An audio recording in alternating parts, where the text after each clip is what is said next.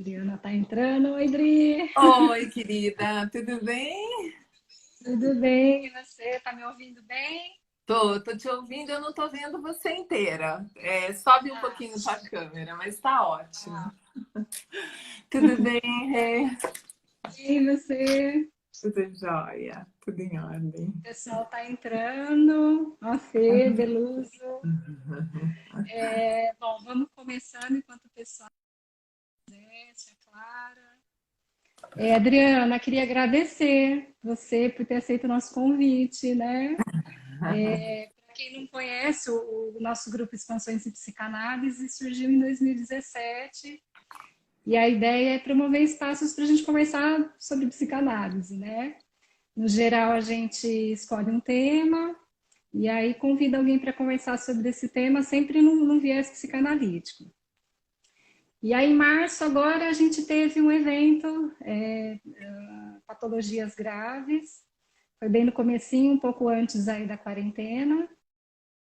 Estava conversando com a gente, foi a doutora Ana Paula Marquezine e a Marta Prada, lá do JEP Campinas, né?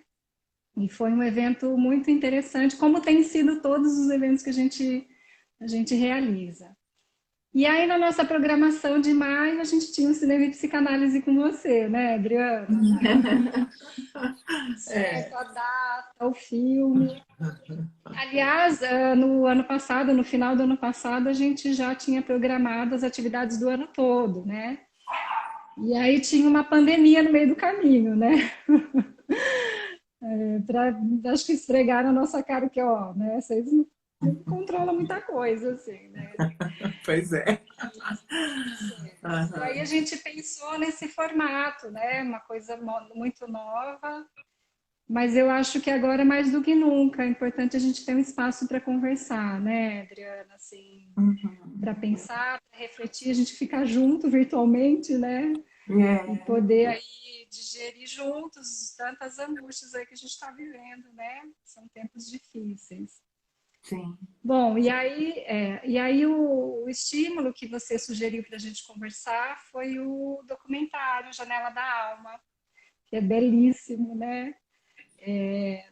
Do João Jardim e do Walter Carvalho, para a gente começar a pensar. Sim. Bom, estamos com 53 pessoas, vamos começar, né? Eu estou aqui então com a Adriana Nagali de Oliveira, que é psicanalista, membro efetivo da Sociedade Brasileira de Psicanálise de São Paulo e do JEP Campinas, e coordenadora de grupos de estudos de bio em Campinas, em Piracicaba, há bastante tempo, né? Bom, eu estudo bio com você faz uns 10 anos, né?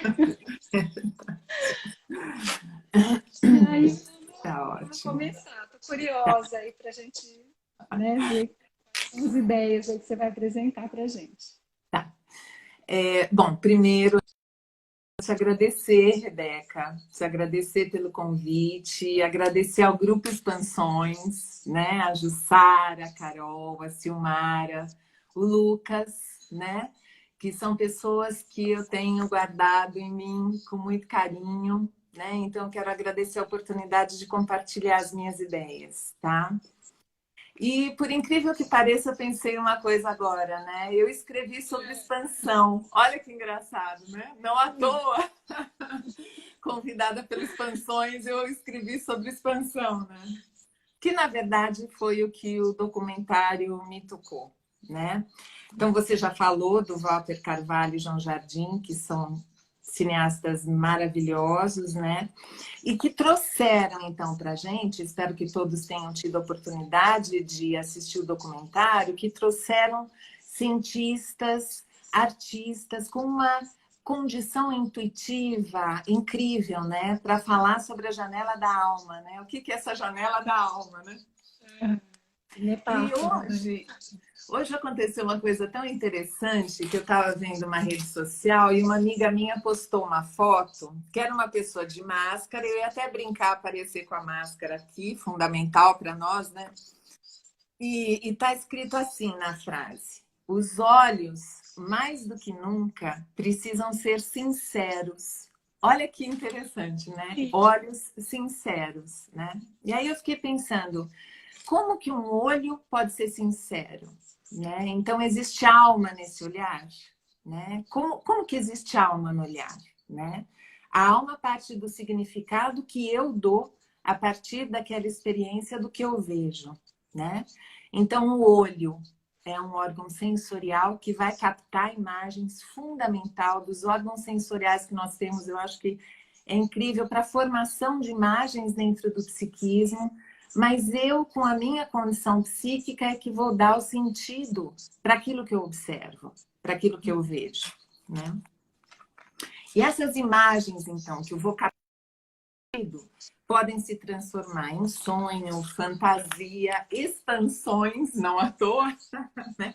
Pensamento, que tem a ver com a composição do psiquismo, né? Como o psiquismo se compõe.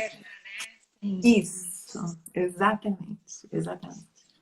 Então, aí a gente pode pensar que eu dando sentido e significado, eu estou recheada de emoções. Então, existe um psiquismo que pode ter emoções como nesse documentário, de alma, de amplitude, de amor, de condição de pensar, que prevalecem sobre outros aspectos do psiquismo que também existe, que é a morte, o ódio, a inveja.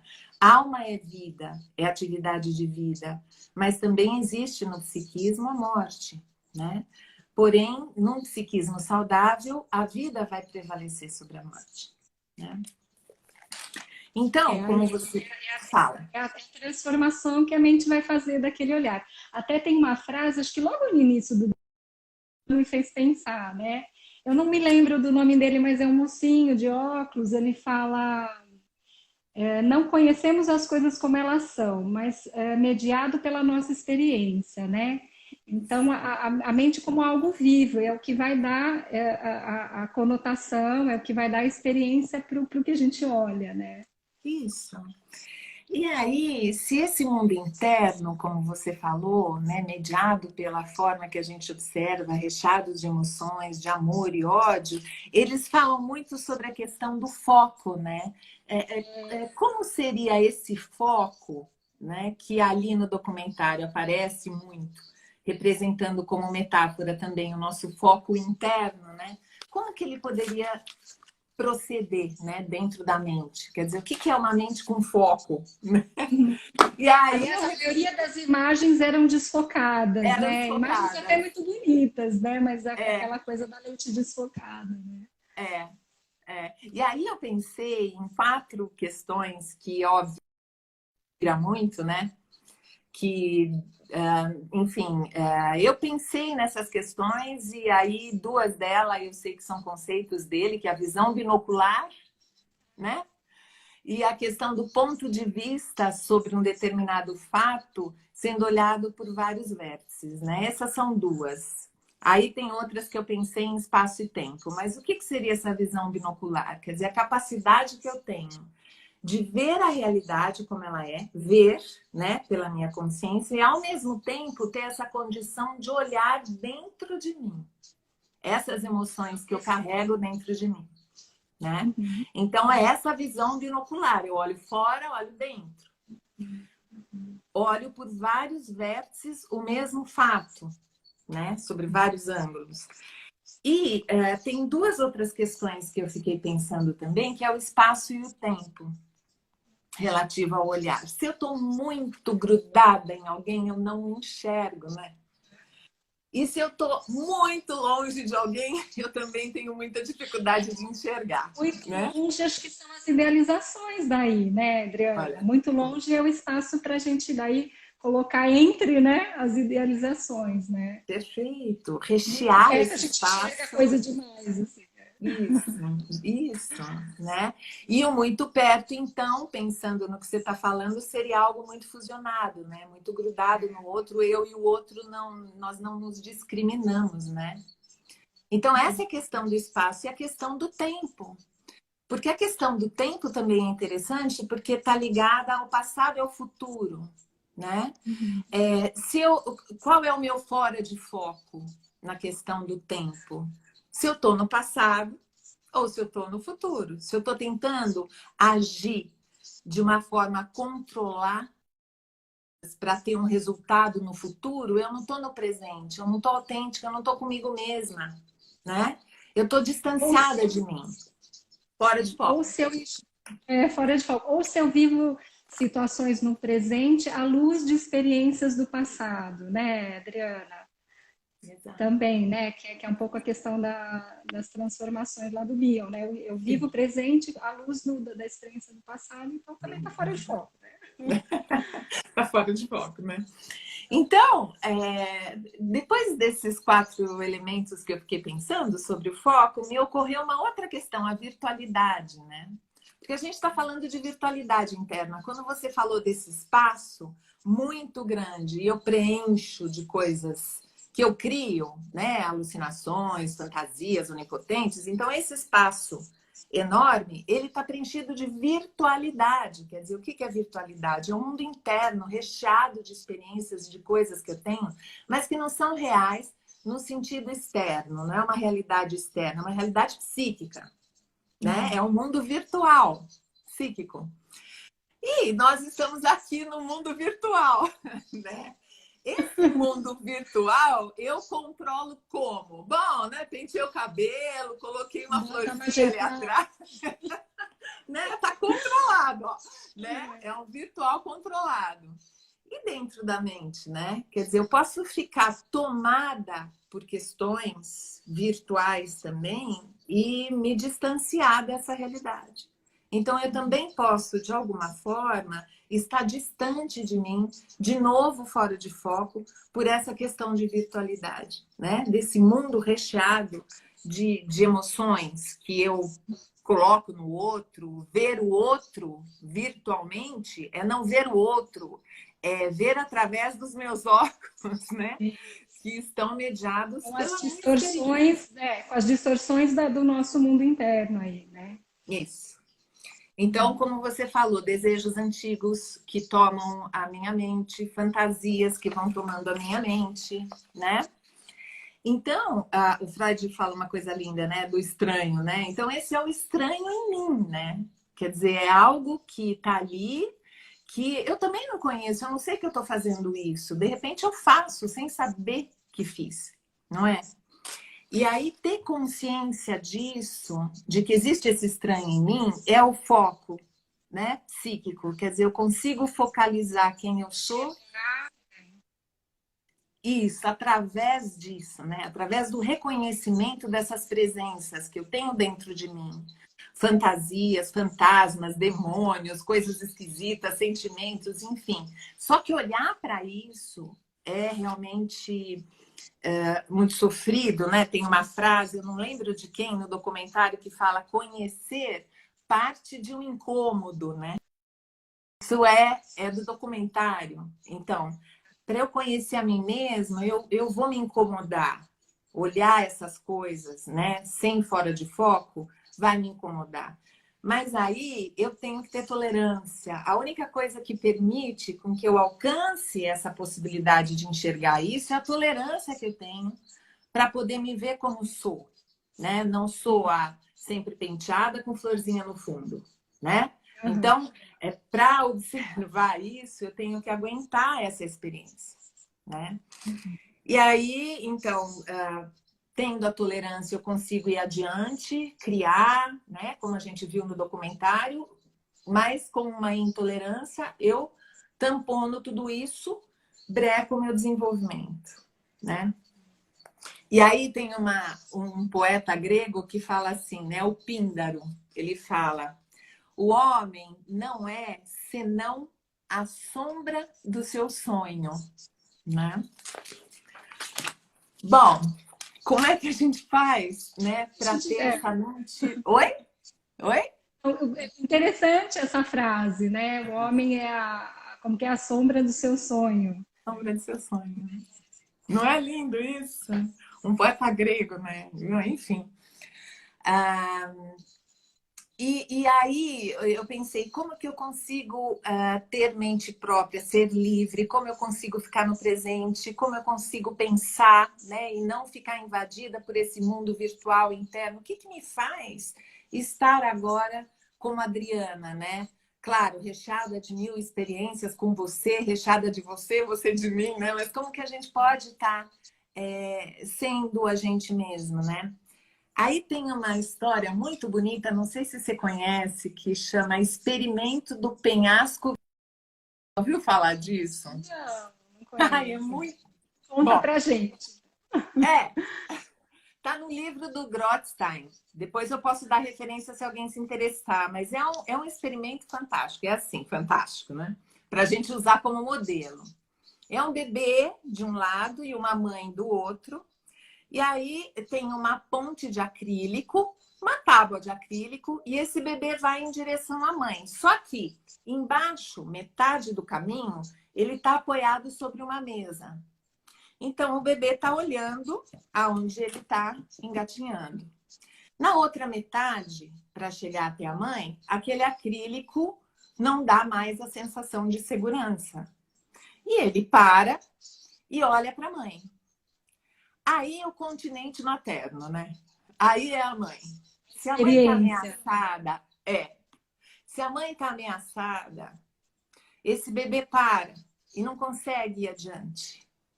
Ele depende dessa mãe que dê essa continuidade para que ele se aproxime dela ou que realize o desejo dele. Se o olhar dela é de confiança, de incentivo, né? De segurança, ele vai, né? É um experimento, ele vai.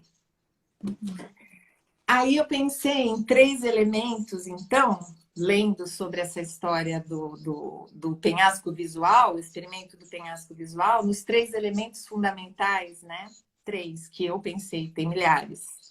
Eu pensei no analista, na mãe, ou no pai, né? E na esperança. Né? A analista e o casal parental, enfim, né? Você está ali com o analista, entrando em contato com angústias tão profundas, né? Para poder botar algum foco. E o analista, ele tem que ter uma condição segura de confiar que a observação da verdade é fundamental, por mais difícil que ela seja, por mais que a gente não saiba em que lugar a gente está pisando, né? Usando isso como metáfora. Atravessar uma escuridão para poder chegar em algum lugar sem saber. Você tem que ter a presença de alguém, dessa mãe do experimento, desse analista, para a gente poder se olhar, estar perto da gente mesmo, e que gera uma condição desse terceiro elemento que eu pensei na esperança, que é exatamente aquela mãe tá ali esperando pelo bebê. Né? O analista está ali, de alguma forma, esperando que algo surja junto do seu analisando. Então, a esperança como um elemento de continuidade, de poder entrar em contato consigo mesmo e com o foco. Né? Então, para atravessar a escuridão, eu acho que a gente precisa dessa companhia, né? Dessa companhia não só viva, mas dessa companhia que acredita que seja possível. Né? E aí o Manuel de Barros fala uma coisa linda no documentário, né? Que ele diz assim, não é do olho que vêm as coisas, mas elas aparecem de dentro, né? Então, essas experiências são de dentro. São de dentro. Tem essa frase dele e do Hermeto Pascoal também, que ele fala num determinado momento que tinha hora que ele queria ficar cego temporariamente, porque ele achava que o olho às vezes atrapalhava, né? No sentido de se livrar desse recurso e para poder ficar voltado mais para a experiência interna, né? Claro. Lindo, lindo, né? Então eu tenho que me cegar para aquilo que está fora, para conseguir entrar em contato com o que está dentro, né? É bonito isso que você falou, né? Se eu estou inundada de imagem, ele fala isso, né? Inundado de imagem e de estímulo externo, eu não consigo olhar dentro de mim, né? Eu estou sempre com o referencial externo, né? Você já me fez pensar um monte de coisa, mas aí fala, você ia falar. Não, eu estava pensando nisso que você fala da visão binocular, né? Do fora e dentro, né? Talvez como algo será que a gente pode pensar assim? Então, a gente consegue ajustar o foco se a gente tem esse contato, esse olhar mais profundo com quem a gente realmente é, ao mesmo tempo, esse olhar para a realidade, né? Então, será que a gente pode pensar que o foco, a tentativa de foco, não sei se a gente consegue um foco exato, né? Mas, assim, esse contato com o meu mundo interno, que eu sei das minhas angústias. Hoje, por exemplo, eu estava um pouco mais ansiosa. Falei, nossa, mas coisa meio esquisita. Falei, eu acho que é porque à noite vai ter a live e é uma experiência muito nova, né? Então, isso, né? De se conhecer e tolerar e, ao mesmo tempo, com esse pé na realidade. A gente consegue, sei lá, fazer algum foco. E depois desfoca de novo, né, Adriana? Então... Exato. E sabe uma outra coisa que me tocou muito no documentário? É que aquele fotógrafo cego, ele tem um espelhinho, ele carrega um espelhinho. E ele fala de uma coisa tão linda, que é assim, que aquele espelho está ali para que a pessoa que está sendo fotografada possa se ver, para acalmar a angústia de não ser visto. Que ele não conseguiria ver. Então, essa angústia, né, essa necessidade que a gente tem de ser visto, né, de ser notado, que isso vem lá dos processos iniciais, né, da Sua Majestade o bebê, como o Freud falava, né, do bebezinho que está lá dançando na frente do pai e da mãe, para ser notado, para ser visto nas necessidades, nas potencialidades, não é? De alguma maneira constitutivo, né, Adriana, esse olhar. Como é que esse olhar acontece, né? Assim, de que forma que esse olhar acontece, né? Que aí a gente pode até pensar que esse desamparo, essa falta, que pode ter sido vivida tanto constitucionalmente, por exemplo, eu posso ter uma mãe continente, um pai legal, uma pessoa que olhe para mim, que me dê atenção, porém eu, com aquela prevalência do meu ódio, minha inveja, minhas raivas, eu também destruo isso. Eu não sou capaz de me sentir alimentado pelo que me oferecem. Tem esse lado, né? Ou também eu não tenho, por um azar, eu não tenho um continente seguro. Quer dizer, isso vai lá na frente causar, claro, vai causando estrago, mas vai aparecer dessa forma narcísica, né? Onde eu preciso, então, o tempo inteiro ser visto e notado, né? Nas minhas potencialidades. E aí vem aquele depoimento lindo também, que eu adorei, da cineasta, que fala que ela é estrábica, né? E ela fala do quanto o olhar materno faltou, porque ela via no olhar da mãe a representação do fracasso, né? Dela ser um fracasso. Então, ela não conseguiu ver na mãe, ou a mãe não conseguiu ver nela, uma garota com potenciais. A mãe não se encantou por ela, né? Não teve esse encanto, esse apaixonamento, que é uma narcisificação até necessária, né? Assim. Exato. E aí ela tem aquela frase assim, Rebeca, que ela transformou cinza em joias, né? Como que ela transformou cinza em joias, né? Porque ela fez um filme belíssimo, aí ela foi vista pelo público, porque o filme tem a ver com uma criança defeituosa. E o incrível disso também é que depois que ela fez a cirurgia do estrabismo, ninguém notou, né? O estrago foi interno, né? O dano que ela viveu, depois ela fala isso, o dano foi interno, né? Então, e aí acho que esses filmes com essa tentativa de transformação dessa experiência. Aí é aquilo que você falou da capacidade interna, né, Adriana? O que cada um tem dentro predominantemente, né? Ela conseguiu transformar isso, né?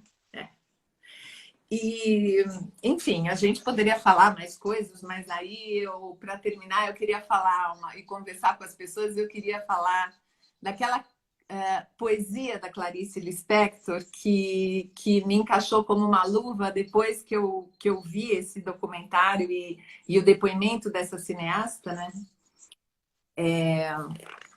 Posso falar? Posso ler? Olha que lindo!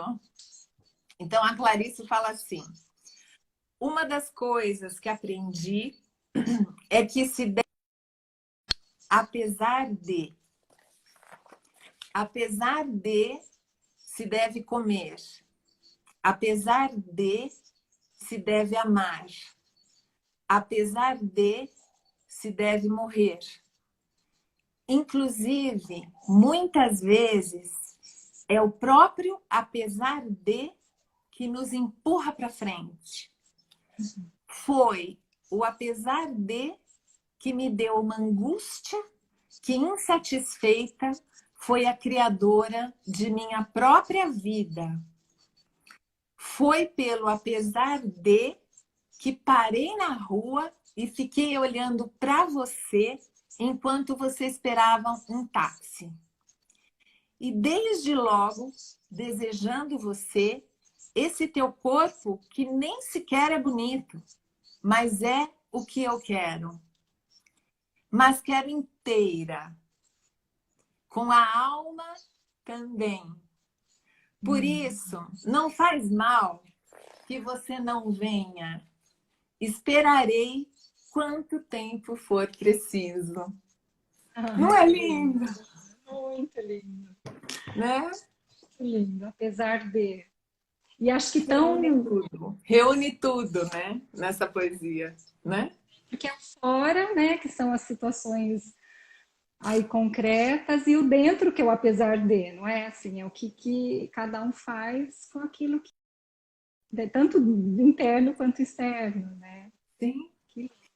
E não importa o que você seja, ele é principal e uma coisa fundamental, eu te espero, né?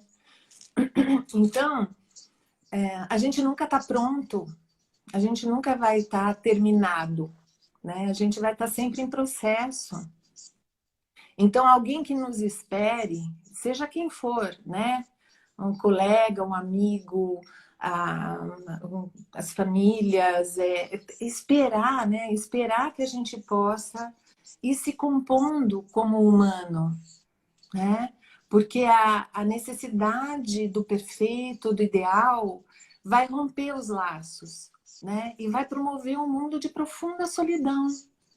Então, o São João da Cruz, que é um poeta que o Bion tanto usou, né? Assim, para poder experimentar as coisas, disse assim um dia, ele foi preso, e aí ele tem aquela grande frase, né? Podem prender meu corpo, mas a minha alma jamais. Né? Rebeca, agora é com você, querida, e com as pessoas. Vamos ver, o pessoal até estava comentando, falaram muita coisa. Esperança, saber esperar, né? Fiquei com essa coisa do apesar de, né, Adriana? Porque eu acho que a gente está vivendo uma situação, né? Que acho que nunca foi tão, acho que nunca tem sido tão importante esse apesar de a gente contar com as nossas capacidades internas, com os nossos recursos, as nossas esperanças, né? Sim, Então, sim. E essa capacidade interna que você está falando que a gente precisa contar é alguma coisa que vai se constituindo na experiência. Ninguém passou por isso. Na nossa geração, e na geração dos nossos pais, né? Dos nossos avós, sim, as guerras, as coisas difíceis que eles viveram, mas nesse período ninguém viveu. E como é que a gente pode saber o que está acontecendo? É a partir de suportar a experiência, suportar a realidade como ela está sendo, né? Porque uma coisa no ser humano é muito importante, a vida prevalece. Se a gente pensar em todas as tragédias que nós assistimos em filmes, não vivemos, ou que a gente vê acontecendo, seja na Síria, seja onde for, as pessoas sobrevivem. E os refugiados, né? Quer dizer, as pessoas sobrevivem, elas se atiram no mar. Por quê? Para sobreviver, né? Então, nós estamos confinados para sobreviver, nós nos cuidamos para sobreviver. A gente não sabe. Eu recebi um vídeo outro dia muito interessante que falava assim, que a pessoa tinha que ficar confinada, mas que o vírus as pessoas tinham que pegar o vírus e tal, e tal. E é assim, isso, aquilo, né? Que E ela falou, e realidade mais agora? desfocada. Então, que realidade mais desfocada essa nossa, né? Eu acho que eu nunca me senti tão sem saber, né? A gente tenta enxergar um pouco lá na frente, a gente não consegue, assim, né? Bom, não sei também se a gente... Eu acho que, assim, as nossas rotinas, as nossas organizações dão uma falsa ideia de que a gente sabe o que vai acontecer amanhã, né, Adriana? Exatamente, Mas agora... é, mas viver na incerteza, né? É uma experiência muito difícil, mas a sobrevivência e a realidade é soberana, não é? Então, eu acredito que essas experiências que vocês estão promovendo, lives, troca, poder estar perto da maneira que for, vai preenchendo também o nosso espaço interno, a nossa alma de esperança.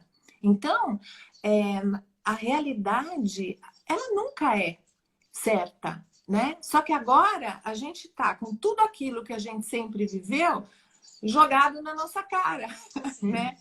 De alguma maneira, a gente nunca teve certeza de nada. Quando você vai adoecer, quando você vai morrer, quando você vai... Não dá para saber. Mas é que agora a gente está convivendo com essa incerteza, né? E com uma dor grande, né? De pessoas que estão adoecendo, de pessoas que estão morrendo. Então, a gente não está feliz. Há uma tristeza que nos acompanha, há um luto, um processo de luto que a gente está vivendo. Mas tem coisas que a gente só vai saber depois que passar, né? Que a gente tem que simplesmente continuar, Sim. né? E eu tenho a impressão que quanto menos a gente sabe, mais a gente vê alguns processos de pessoas com verdades absolutas, né?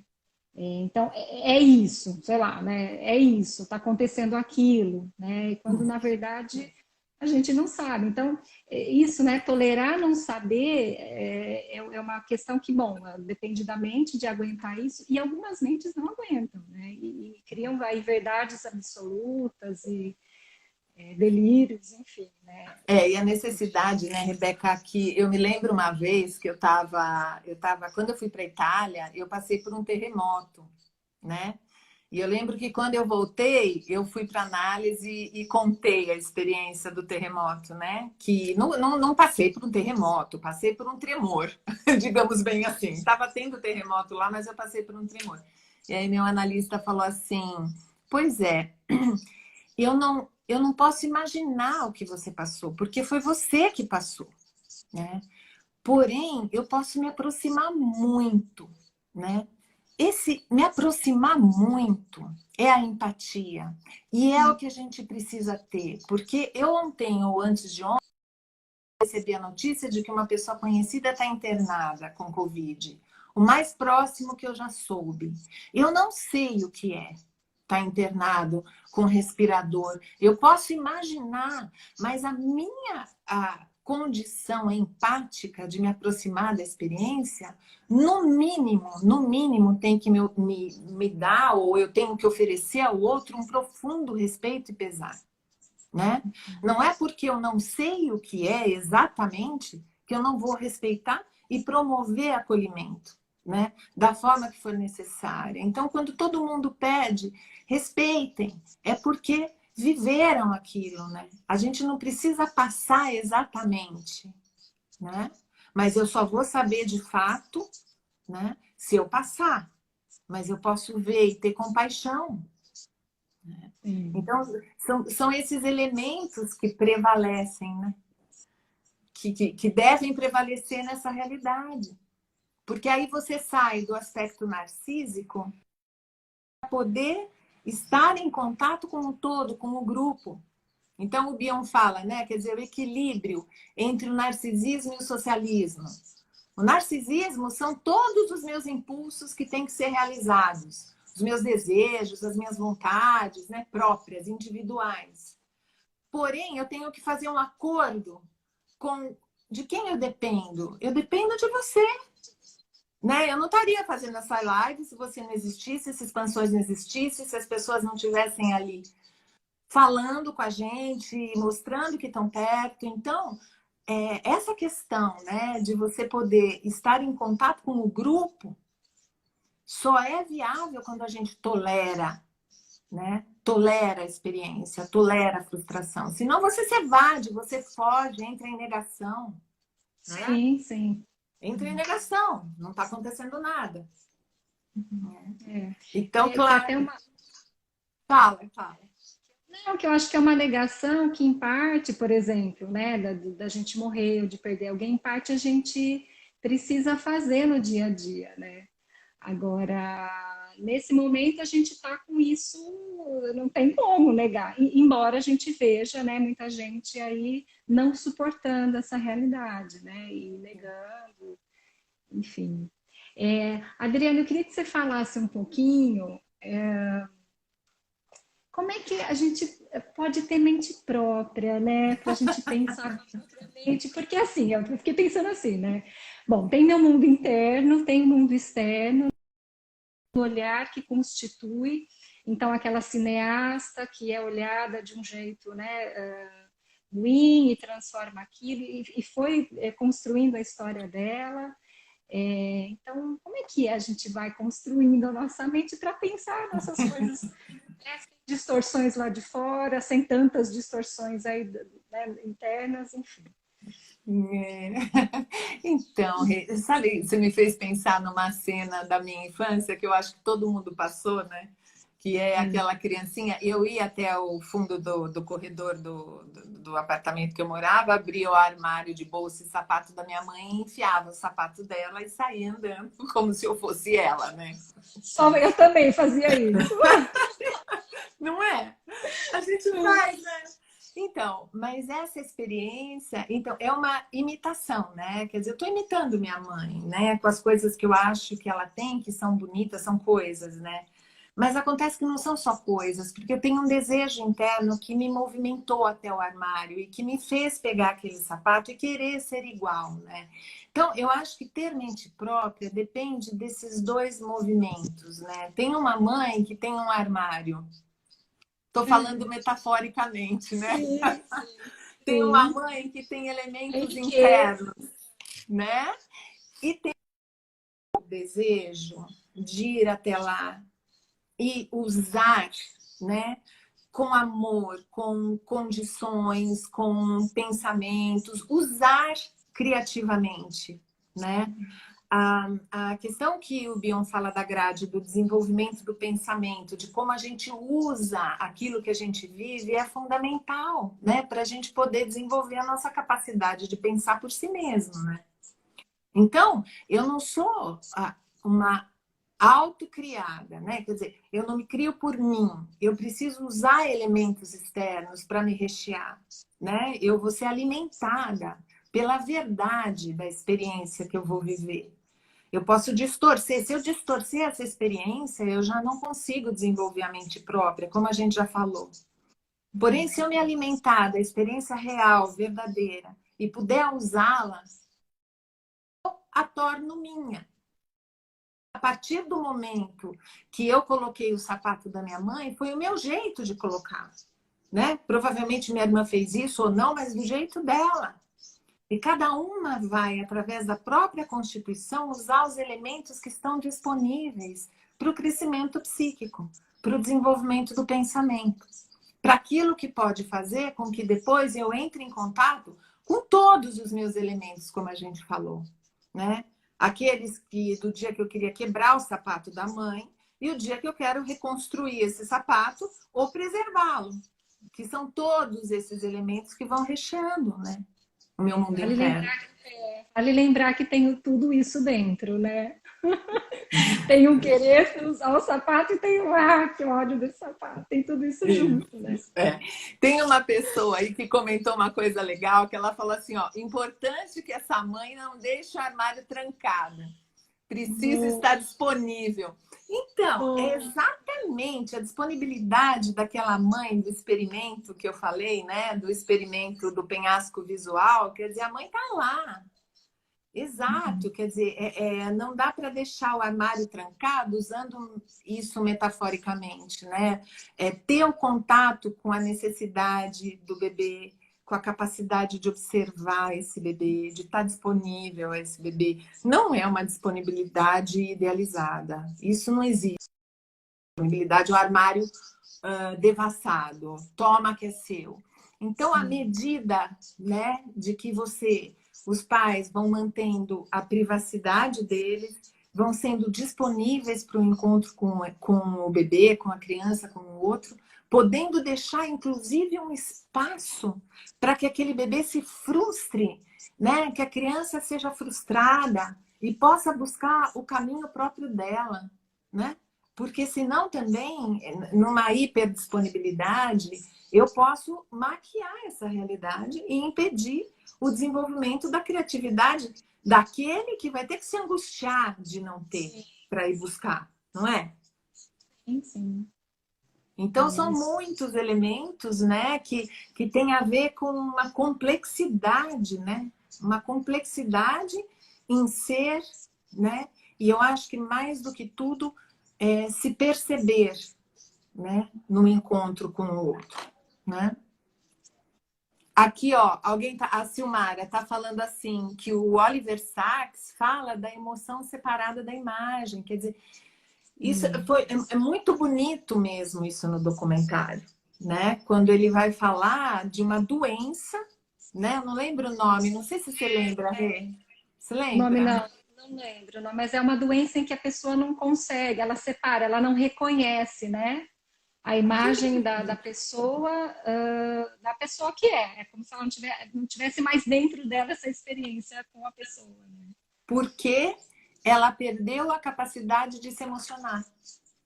Então, ela tem memória, não é como o Alzheimer. Ela tem memória, ela sabe, eu olho para você, mas como a minha ligação emocional com você se rompeu, você me é estranha. Eu sei que você está aí, eu sei que eu conheço você, mas eu não te reconheço internamente. Eu fico me sentindo perdida, confusa, né? Então, a grande confusão psíquica é a falha no reconhecimento das emoções, né? E que terrível, porque o que nós somos, se não produto dessas experiências, dessas ligações, dessas emoções, né? Pensou aqui, que terrível essa doença. A doença a Silmara colocou. Capgras, não sei. Mas é terrível, né? Assim. Uhum. Bom, Bom, gente, não sei se alguém tem mais alguma questão. Adriana, você pensou mais alguma coisa? Tem tanta coisa para a gente conversar que até que a gente até se perde, né? Então. Tem o Wim Wenders, né? Ele fala coisas tão lindas, né? Ele começa falando que a gente não vê só com os olhos, né? A gente vê com o estômago, a gente vê com os ouvidos, né? Acho que como o olhar é uma experiência completa mesmo, né?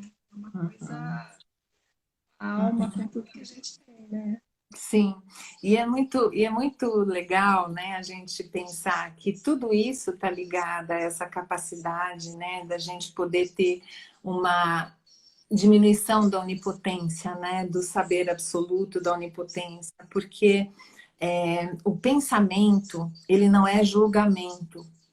Quando eu estou ali para julgar alguém, para fazer um inquérito, para buscar o certo e errado, eu não estou me relacionando, né? Eu estou numa relação maniqueísta, eu estou numa relação de um processo primário, né? Que a gente chamaria da parte psicótica da personalidade, né? Eu estou inibindo o pensamento alheio quando eu julgo, né? Quando eu posso observar, eu não preciso julgar, né? Se eu estou observando algo, eu posso gostar ou não gostar de algo, mas é diferente eu dizer que aquilo ali não serve, né? Aquilo não serve para mim, porque eu tenho direito e livre-arbítrio de não gostar. Agora, é muito importante que essa mente própria, o desenvolvimento da capacidade de pensar, tenha proporcionalmente a ver com a diminuição da onipotência, do pensamento onisciente e onipotente, não é? Porque Seria um isso é pensamento crueldade. Sim, fechado, você... outra coisa livre, né? Sim, o julgamento, a onisciência, a onipotência, ela é cruel, né? Então, aqui tem uma pessoa falando que achou muito interessante o depoimento da filha sobre o pai cego, que ela queria aprender a ler para poder ler para ele. Então, veja, né, quer dizer, a qualidade psíquica dessa menina, né, e desse pai, né? Pai também. É lindo, né, aquele movimento, né, onde não tem, de fato, uma presença do terror pela falta, né? Há uma suportabilidade de uma impossibilidade do pai, né, de enxergar com os olhos, mas ele tinha uma capacidade, uma sensibilidade. Lembra que ele decorava os trechos das ruas, Sim. né? Ele Pelo indicava, né? barulho, né?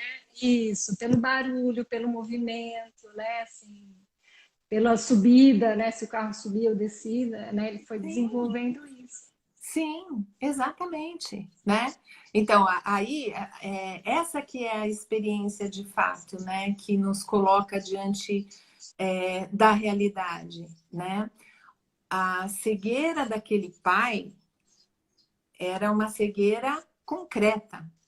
Da Concreta. forma que ele mostra, ele tinha um olhar interno e uma Sim. capacidade de enxergar quem estava com ele muito maior do que muita gente que consegue ter esse órgão sensorial Que não... isso, intacto, né? Intacto. Rodrigo, tem uma questão aqui, ó. O Oliver Sacks fala da diferença do olhar visível e o olhar invisível. Qual é a diferença entre um e outro para você? Acho que um pouquinho que você está falando, né? Olha, gente, é incrível, né? Quer dizer, eu acho que é tão bonito isso, porque o invisível ele pode estar dentro desse sistema que a gente falou, da filha com esse pai, né? Quer dizer, o olhar concreto, o olhar visível, eu preciso de um outro olhar, né? Que seria esse da minha capacidade de captar as emoções, as necessidades do outro, para poder significar a experiência. Sem significar a experiência, eu não tenho condição de ver além, né? Porém, tem também uma invisibilidade, quer dizer, a gente está falando de uma mente capaz, né, com condições como esse pai, de se relacionar afetivamente. Porém, a gente também não pode esquecer que tem um outro invisível que é o alucinatório, né? Que também existem alucinações invisíveis, né? Por exemplo, você não precisa necessariamente ver um jacaré na parede, mas você pode ver um sentimento no outro que não existe. Você também pode, voltando à questão do julgamento, imaginar que você sabe o que o outro está sentindo, sem antes perguntar o que a pessoa está sentindo, né? Quer dizer, para eu saber o que se passa, eu tenho que perguntar. E olhe lá, eu vou saber, porque às vezes a pessoa também não sabe. Então a gente cai de novo, né? Nessa questão da dúvida, da incerteza, dos paradoxos, né? De Que aguentar tudo isso para poder então enxergar a realidade, né? Dri, sim. tem uma pessoa que pediu para você comentar um pouquinho sobre os encontros de alma nas janelas abertas da Itália. E os Ah, cantos, oh, que lindo, olha só, e os cantos de esperança entoados por eles durante a pandemia. que lindo! Que lindo! Eu queria que essa pessoa comentasse isso. O que, Reis o que você Gavioli. leu? Hã? Quem é? Quem que Reis é? Gavioli. Reis Gavioli, não sei, acho que aqui pela foto não dá para ver, mas que lindo isso, né? Acho que podemos pensar o que, que a distância física, né, pode estar promovendo aí para as almas, né?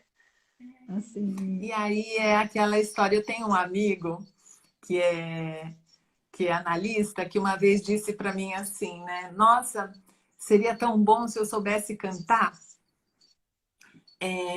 ele é uma pessoa extremamente sensível, assim, né? E que a gente pode pensar no que é a arte, né? Eu gostei dessa pergunta porque eu me remeti lá àquele texto do Freud, de 1911, dos dois princípios do funcionamento mental, né? Onde o encontro do princípio do prazer com o princípio da realidade, o melhor acordo é a arte, né? Sim. Então, todas essas angústias que a gente está passando, que os italianos passaram, que nós estamos passando, quer dizer, quando isso pode ser representado nessa janela da alma virtual que seja para nós, que chega até nós, naquele domingo que a gente ouviu o André Bocelli cantando e falando, né, da dor e criando. Então, eu acho que é esse trânsito com os aspectos internos, né? Da dor, da angústia, da possibilidade de deixá-la um pouquinho de lado para poder criar, se doar para o outro, né?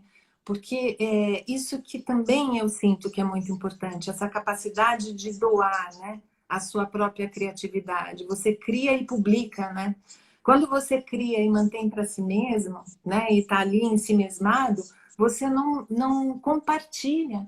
Não existe a possibilidade de troca recíproca para que a gente seja encantado pela alma do outro, né? Se eu não sei cantar, né? Mas eu posso admirar alguém que canta como um rouxinol e isso me levar a um tempo, né? Dos nossos avós da Itália. E por aí vai, né, Rebeca? Tem muita coisa linda, né? A respeito disso. Sim, eu estou lendo agora as perguntas e os comentários. A Aline está perguntando como que a gente pensa esse momento em que o olhar é feito através das telas. Eu acho que a questão das análises, né, dos encontros com a família, com os amigos, né? Como é que a gente pode pensar esse tipo de olhar? E eu acho que até, eu pensei também assim, como que a gente capta essas experiências? Você estava falando agora há pouco, o que o outro sente, como é que eu percebo? Né? Como é que isso pode acontecer se a gente tá, né, diante das telas aí, né? A gente tem introjetado a nossa capacidade analítica, né? Eu acho que a forma que a gente recebe o paciente, né, seja presencialmente ou agora virtualmente, né, ela tem a ver com a nossa condição, com a introjeção que a gente tem do nosso método analítico, né, que eu acho, como a gente falou da mãe, bebê, analista, mãe que espera, que esse método ele é introjetado pela própria análise, pela experiência de eu ser analisada, né? Eu acho que para eu poder receber, eu tenho que ter esse método introjetado.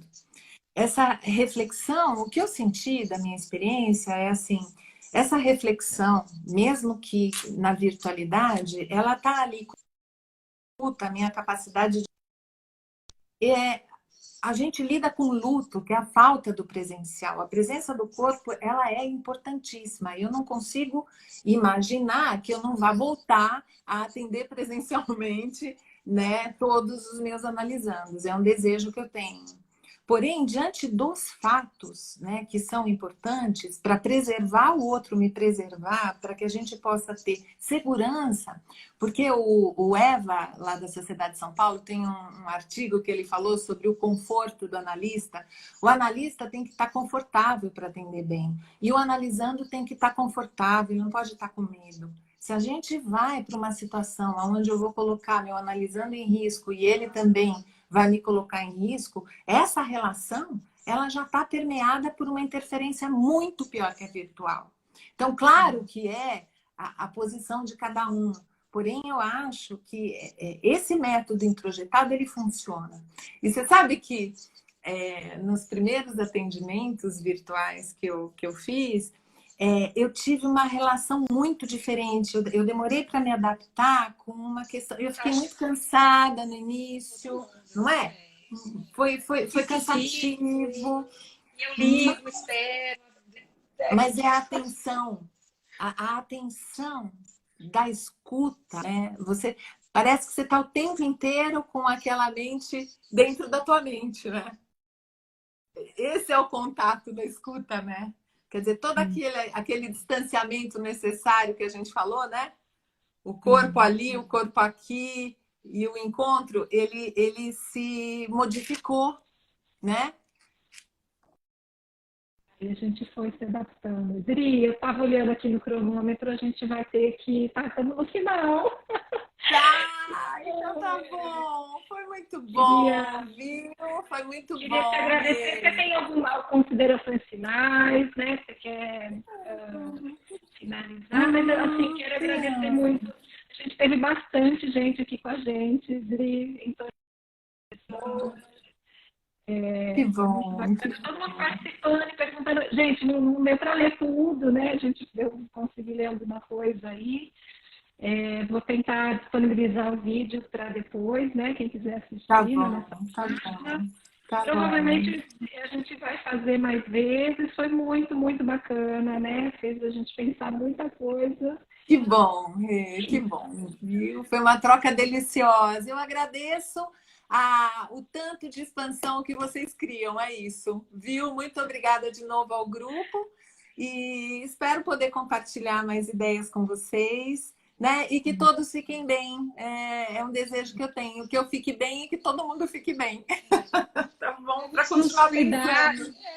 vamos nos cuidar e continuar a nos encontrar virtualmente, né? Mas É. continuar a nos encontrar para trocar, né? Um beijo para todos, Beijo. então. Tchau, tchau, pessoal. Tchau. Obrigada, tchau.